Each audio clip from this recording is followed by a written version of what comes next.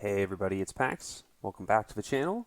This is my contribution to the Many Faces of Charlie Kane, organized by Veronica on the Until the End of Time channel. She reached out to a number of folks to help create a deck list highlighting the strengths for each of the class combinations possible for this newest and second ever neutral investigator. And today I'm going to be going over a Rogue Mystic deck list that I ended up thinking was kind of the most interesting mechanically and also thematically, which is something I don't typically build for. But, putting that out into the ether, I thought that might be a fun thing to touch on a bit. At first, I went through a few iterations where I tried doing like some Bless and Curse stuff with Paradoxical Covenant, and I didn't really like that because I felt like it was needed to be in a four-player game, and you'd just be kind of like the third hanger-on, just generating tokens, and I wasn't too keen on that. I tried to do a synergy deck using the really good Mystic and Rogue synergy cards and a bunch of like the spells from Edge of the Earth, but again, it wasn't too inspired. I didn't think it was that interesting. And then I even took a look at an Underworld Market deck trying to utilize, really lean on illicit cards within Rogue, but I didn't get anywhere with that either. But I think the one that I landed on here is doing something that not many other investigators can do, and if they can do it, I think that the way that Charlie does it ends up feeling pretty unique with this list. So here's the list. I call it Deals with Devils in tribute to Diana Esperance, one of the main combos going on in this deck. So um, obviously, calling in favors, hit and run. Faustian Bargain, Eldritch Initiation, which I'll get into in a minute. String of Curses, Explosive Ward, which I'll get into in a minute. Scroll of Secrets, a single Scroll of Prophecies, one Sword Cane. A Binder's Jar, and then for the allies, it's going to be one Leo DeLuca, two Familiar Spirits, two Eldritch Sophists, two Diana Esperances, a single Ikiak, a single Granny Orn, double Laboratory Assistant, and double Art Student. Then obviously for Charlie himself, we've also got Bonnie Walsh in his Burden of Leadership, and I've picked up 2 copies of Charisma just to have a really high amount of ally slots because you have a lot of guys popping in and out of play. You have these Familiar Spirits that you're kind of just using as fodder, but also you have these guys with static boosts and this guy that gives you bonus actions over here with Leo. There's a lot of allies that you want in play to stay in play. And also spare room to bounce them in and out. This is a 19 XP list, and I'll go over a couple of like the key ideas behind it right now. So the big thing that's going on here is that you've got Diana Esperance attaching a spell event to her from your hand that you can play once per turn, exhausting her.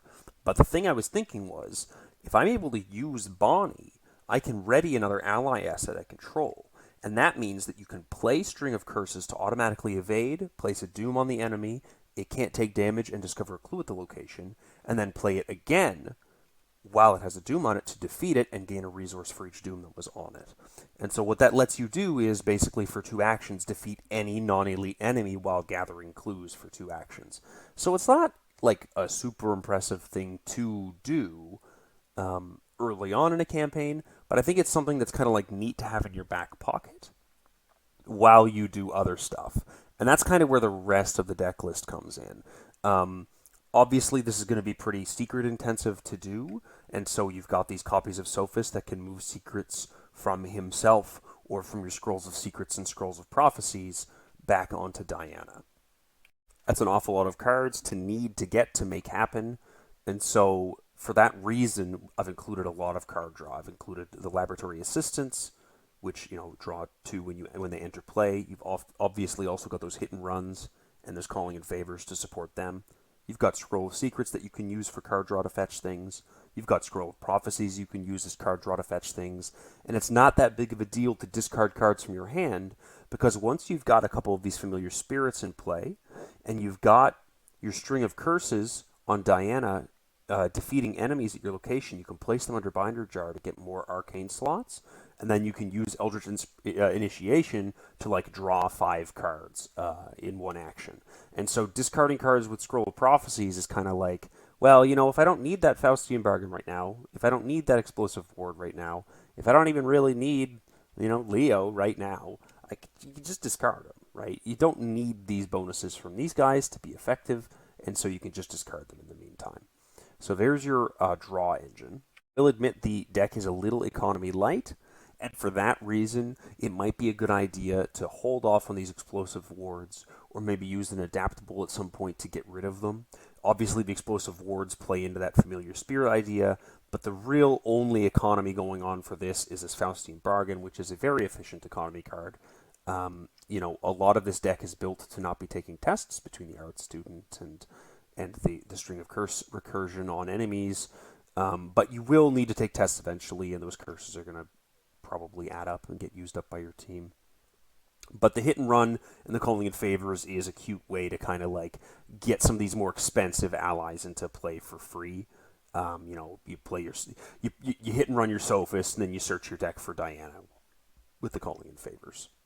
And like I mentioned a minute ago, obviously calling in favors and hit and run both work very well with the laboratory assistant and the art student to be able to get clues and to be able to draw cards relatively quickly and repeatedly. And finally, some things that you might find useful when you're looking at further upgrading beyond that 19 XP. Cheat the System is a nice, fast resource gainer, and it goes quite nicely with all these different allies of different classes. You're a little short on Survivor. We don't have any Guardian in here, but you could definitely fix that if you're looking to kind of get that in. Black Market's a great team support kind of thing, but also useful, again, for digging for your stuff if you're not too keen on as much of this draw stuff. If you want to get rid of these Eldritch Initiations if they're not working out, then you can obviously use Black Market to go dig for more allies.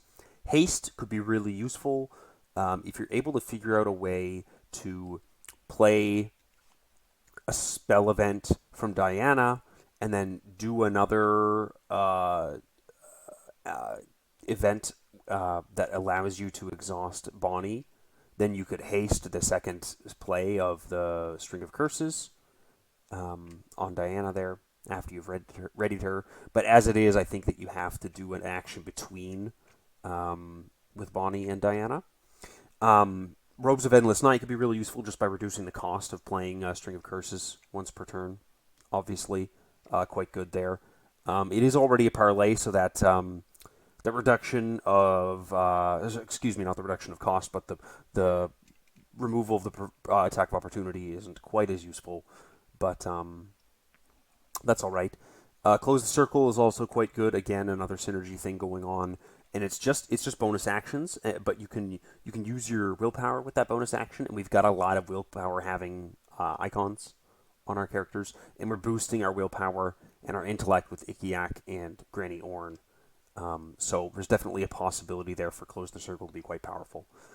Protecting the Enernique, that's another card draw idea, but it also could just be returning like an Eldritch Sophist to your hand if he's defeated, or something like that. But, again, there's so much card draw in here that I think that you just churn through once you're set up enough. For some big XP expenditures, you could always go for something like an agency backup. A lot of the stuff that we're doing here, we're trying to do testlessly. Art Student, String of Curses, the Explosive Ward. Once you've got all your arcane slots, I think you can deal like 5 damage, which is probably going to be tough to afford. But my point being, you can add in an agency backup as a nice other thing to get to do a hit and run, calling in favors to just get an ally back out, whatever, and some free damage and clues. And then you could also go with Michael Lee as a flexible combat / intellect exhaust, but also being able to place resources on him as evidence when you do your investigates. And then your sword Kane here, which is kind of like a general utility evade, or fighting for 1 damage with willpower if you absolutely need to. This could be made to do 2 damage with that, right? By spending the evidence off Michael Lee. So there's definitely stuff to do with this after the fact. Anyways, that'll be it for me. Hopefully you've enjoyed the couple teasers I've had leading up to this. Hopefully you've enjoyed the explanation of the deck itself. And if you have an opportunity to give it a try, let me know how it goes. Thanks very much to Veronica again for including me in this event. It's been a lot of fun to kind of put out those little YouTube short teasers and stuff. Thanks very much, and I'll see you next time.